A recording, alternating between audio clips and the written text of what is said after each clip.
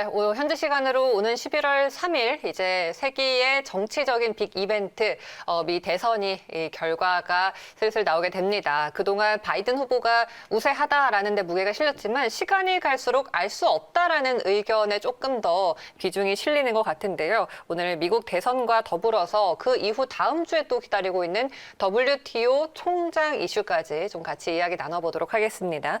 중앙대학교 경영경제대학 송수영 교수님 오셨습니다. 안녕하세요. 네, 안녕하세요. 어서 오세요. 먼저 WTO 얘기가 나와서 말인데요. 현지 시간 11월 9일입니다. 총장 선임이 있는데 지금 이 이슈가 좀 흥미로운 게 WTO 총장 후보에 이제 우리 측의 유명희 본부장도 후보로 언급이 되고 있는데 미국과 또 대표적으로 중국, 유럽이 다 각각 다른 후보를 지지하고 나서서 뭐 미중 무역 전쟁의 축소판이다 이런 얘기까지 나오고 있잖아요. 일단 유명희 후보가 좀 불리한 상황이었는데 미국이 지지를 하다 보니까 어떻게 될 수 없는 그런 상황인 건가요? 현재로서는 미국이 갑자기 이제 유명희 총장에 대한 총장 후보에 대한 지지를 선언함으로써 그 효과가 아무래도 미국 경제가 전 세계에 차지하는 비중이 크다 보니까 아무래도 좀 이렇게 충분히 경쟁을 해볼 여지가 아직은 남아 있죠. 근데 이제 기본적으로 그 상대 경쟁인 은코지 오콘조라는 분 자체가 이미 월드뱅크에서도 한 25년 동안 개발경제학자로서도 근무하셨고 국제적으로도 많이 알려져 있습니다. 그러니까 나이지리아 내부의 재무부 장관을 했다는 경험은 빼고라도 그래서 그런 의미에서 이제 아무래도 또 아프리카 출신의 이 사무총장이 없었습니다. 그동안에 이 월드뱅크에서. 그러다 보니까 아무래도 이제 유럽이나 이쪽에서는 그쪽으로 몰리는 것 같고 중국은 그 대세를 따라가는 것 같고요. 미국은 현재로서는 미국의 헤지모니라고 하죠. 자기의 그 힘을 과시하고 나를 따르라 하는 의미에서 좀 목리를 부리는 것이 아닌가 싶습니다. 그런데 이제 대선 결과에 크게 좌우될 것 같습니다. 트럼프가 되느냐 바이든이 되느냐에 따라서 상당히 큰 변화가 있을 것 같습니다. 어쨌든 미중 관계의 축소판으로 이러한 WTO 총장 선임을 두고 약간 자존심 싸움, 힘의 대결, 이렇게 보입니다. 말씀하셨다시피 다음 주 미 대선 결과에 따라서 미중 간의 관계도 좀 바뀔 것 같은데요. 미중 관계 개선에는 어떤 후보가 유리할까요? 아무래도 이제 바이든 후보 측은 일단 다자주의적 원칙이나 그다음에 규칙의 규정과 룰 베이스드 이런 원칙에 따라서 세계 무역이라든지 갈등을 해소하는 방향을 원칙주의자죠. 그러다 보니까는 아무래도 바이든 후보가 훨씬 편할 수도 있고요. 그리고 전 세계적으로도 지금 단순히 미국과 중국과의 관계 문제뿐만이 아니라 다른 국가들과 특히 동맹 미국과 그동안에 민주주의를 바탕으로 자유주의를 표방하면서 동맹 관계하고도 굉장히 나빠졌잖아요. 사실 이게 굉장히 안 좋습니다. 그러다 보니까 그런 부분을 좀 봤을 때는 미중 관계뿐만 아니라 미국과 다른 나라, 그다음에 우리나라, 한국과 다른 나라들의 관계를 설정하는 데 있어서도 사실 바이든이 되는 것이 한국 입장에서도 유리합니다. 그래요? 얼마 전에 미국 뉴욕 타임즈인가요? 거기서 한국 정부는 트럼프를 원하고 한국 국민들은 바이든이 좋다고 이렇게 얘기가 나왔는데 그거는 좀 잘못 판단한 것이 아닌가 싶습니다. 오히려 그냥 구간이 명관이다라는 측면에서 그동안 어느 정도 좀 전략을 보여줬던 트럼프 대통령이 차라리 낫다 이런 의견도 있는 것 같고. 네, 맞습니다. 그렇긴 한데 트럼프 자체가 보여준 거하고 그다음에 앞으로 어떻게 설득할지는 전혀 연관성이 없어 보입니다. 그래서 위험하다는 겁니다. 그럴 수 있겠네요. 이 미중 분쟁의 핵심이자 가장 큰 타격 기업이라고 해야 될까요? 화웨이의 제재 조치는 그러면 이 대선 결과에 따라서 또 달라질 수 있는 걸까요?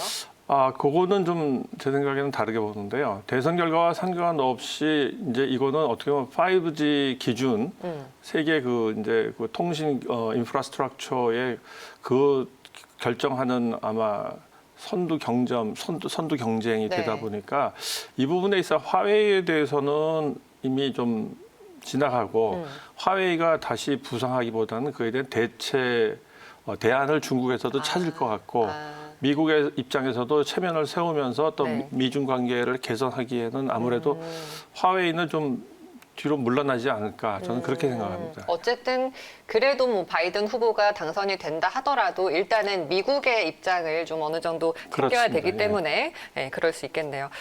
홍콩 시위 관련해서는 어떨까요? 양 후보가. 아무래도 바이든 후보가 전통적으로 민주당의 그 인권 중시 그 외교라든지 이런 면을 강조하니까 홍콩에 대해서는 뭐 바이든 후보 때문에 좀 미중 관계 껄끄러지지 않겠느냐 하지만은 그 중요성은 저는 무게 중심은 많이 떨어졌다고 생각합니다. 그러니까 무슨 홍콩의 경제적 가치라든지 이런 것도 좀 떨어진 면이 있을 뿐만 아니라 일단 중국이 강하게 홍콩은 중국의 일부분이다. 이거를 강조했을 때 여기에 대해서 그렇게 마땅하게 대응책이 많지 않습니다. 그렇다 보면은 바이든도 아무래도 목소리가 좀 잦아들겠죠. 홍콩 이슈는 좀 사라질 것 같습니다. 그렇군요. 중국이 이제 미국에 대미 제재 카드를 꺼내 들었었는데 중국의 이런 행보가 바이든 후보의 승리를 점친 건지 그리고 또 중국의 입장에서 두 후보 중에 어떤 후보가 당선이 되느냐에 따라서 대미 어떤 외교나 정책이 좀 바뀔 수 있는 건가요? 이번에 제재 카드를 한 거는 뭐 후보에 상관없이 한 것으로 보입니다. 특히 이번에 전 세계적으로 중국이 유일하게 뭐 전년 대비로 봤을 때도 성장률이 높게 플러스로 나왔고요. 한국 같은 경우는 전 분기 대비해서 플러스로 나왔지만 아직 전년도 동기 대비 성장률은 아직 마이너스인 상태입니다. 그래도 가장 OECD나 전 세계에서 중국 다음으로 좋은 상태라고 볼 수 있죠. 그런데 지금 중국 시장에서 특히 고급차에 대한 수요가 굉장히 많이 늘었습니다. 한국 같은 경우도 이제 그 자동차 수요와 반도체 수요가 좋아져서 수출이 굉장히 좋아졌는데요. 한국의 자동차는 인도나 이런 약간 그 저가, 중저가 자동차에서 상당히 그 호조를 보였습니다. 이게 코로나 바이러스 때문에 생기는 일시적인 현상인데 중국에서의 고급차 수요가 굉장히 늘어나면서 테슬라 수요도 늘었는데 테슬라에 대해서 리콜 명령을 내렸어요. 중국이 최근에. 요거는 정말 어떻게 보면은 이 무역 분쟁에 있어서 뭐 이거를 꼭 지속한다기보다는 우리가 이 정도 파워를 가지고 너희 미국의 가장 잘 되고 있는 기업에 제재를 가할 수도 있다. 이런 거를 보여준 거라서 이거는 제 생각엔 뭐 누가 대통령이 되든 상관없이 정치적인 문제와는 조금 다르게 갈 수 있다. 알겠습니다. 한편 바이든 후보가 주한미군 문제와 관련해서 뭐 한국을 협박하지 않겠다라고 했습니다. 이게 뭐 트럼프 대통령을 단순하게 겨냥한 발언일지 우리 한국의 입장에서 먼저 주한미군 문제부터 좀 봐야 될 것 같아요. 그리고 이어서 방위비 문제도 있죠. 그렇죠. 근데 그 미국의 그 동맹과의 갈등에 있어서 이 방위비 분담금 문제를 트럼프 대통령이 계속 일으켜 왔는데요. 사실 가장 심각한 부분은 사실 나토하고 유럽 쪽입니다. 유럽 쪽에서 지금 사실 뭐 아르메니아, 아제르바이잔 분쟁에 터키가 지원하고 이런 데 있어서도 지금 프랑스나 조금 소리를 내고 있지 아무도 그 간섭하거나 이거에 대해서 안정화, 평화를 추구하는 정책을 뭐 추구하는데 영향을 미치지 못하고 있습니다. 아시아 쪽은 북한이 제일 걱정거리긴 하지만 상대적으로 여기는 뭐 사실 문제가 아니고 사실 타이완 문제가 대만 문제가 오히려 크게 작동할 가능성이 있고요. 근데 이 부분을 이제 미국 입장에서는 바이든이 되는 것이 어떻게 해서든지 다자주의와 동맹의 관계를 유연하고 부드럽게 만들어 놔야지 그다음에 미국의 국익에도 도움이 되기 때문에 현재 미국의 뭐 각종 지성들이나 많은 사람들은 트럼프가 다시 되었을 때의 어떤 헌법적 위기까지 걱정하고 있는 상태입니다. 미국. 그렇군요. 말씀을 듣다 보니까 그러면 대북 관련해서는 어떨까 싶어요. 워낙에 트럼프 대통령은 본인이 이제 인물 중심으로 가면서 대북 관계를 김정은 위원장과 좀 이어왔는데 바이든 후보는 워낙에 이제 다자주의 쪽이고 또 원리 원칙에 강한 인물이기 때문에 어떻게 될까요? 조금 더 긍정적일까요? 바이든 후보가 되는 것이 좀 이렇게 아무래도 예측 가능하고 그다음에 크게 벗어나지 않고 뭐 예측할 수 없는 이상한 기이한 행동을 하지는 않을 거기 때문에 오히려 나은데 트럼프가 됐을 때는 제 생각에는 트럼프가 북한과의 관계를 지금 현재 대선 전에는 끝나자마자 북한과의 굉장히 좋은 관계 개선을 찾겠다. 근데 트럼프가 대통령이 한 번 더 하고 나면은 북한과의 관계를 개선할 동기가 저는 있을지 모르겠습니다. 또 시간을 끌 수도 있겠네요. 네, 왜냐하면 북한하고의 관계를 개선한다고 해서 트럼프가 대통령을 한 번 더 할 수 있는 것도 아니고 그렇기 때문에 오히려 북한에 대해서는 이제 그동안 뭐 김정일이 누구지 하는 정도로까지 그냥 무시하는 전략으로 갈 가능성이 오히려 저는 트럼프가 됐을 경우에는 높다고 생각합니다. 아. 그런 의미에서 보면은 적어도 한국 정부나 한국의 입장에서 경제적인 문제뿐만 아니라 정치적인 문제에 있어서도 한국에서는 바이든이 되는 것이 결코 유리하다고 생각합니다. 네, 마지막으로 최근에 대선을 전후로 하면서 이제 원화 강세 그리고 위안화 강세 흐름이 이어졌고 그리고 대선이 좀 끝나면서 신흥국한테 기회가 더 커지지 않을까 이런 기대감이 좀 실리고 있는데요. 네. 환율은 어떻게 전망하시나요? 환율은 현재 그 추세가 계속 진행될 것으로 저는 생각합니다. 지금 이거는 사실 미국 대선과 상관없이 일단 코로나 바이러스가 이 두 번째 물결이 지금 유럽과 미국 그다음에 남미 쪽에서 닥쳐오는 바람에 지금 현재 한국, 중국 그다음에 상대적으로 조금 안정적인 일본 이런 데에서의 우위는 훨씬 더 지속이 될 것입니다.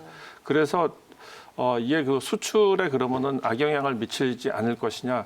수출에는 아무래도 뭐 환율의 그 가치 상승 속도가 굉장히 빨라지게 되면 조금 영향을 주긴 하겠지만 저는 그거는 뭐 큰 문제는 아니고 단지 한 1,000원이라든지 이 정도 선에서 안정화될 것이고 무엇보다도 현재는 전 세계적으로 그 디지털라이제이션이라는 그것이 전체적인 추세고요. 네. 그러다 보니까 탈노동화라든지 이런 것들은 지속이 될 수밖에 없습니다.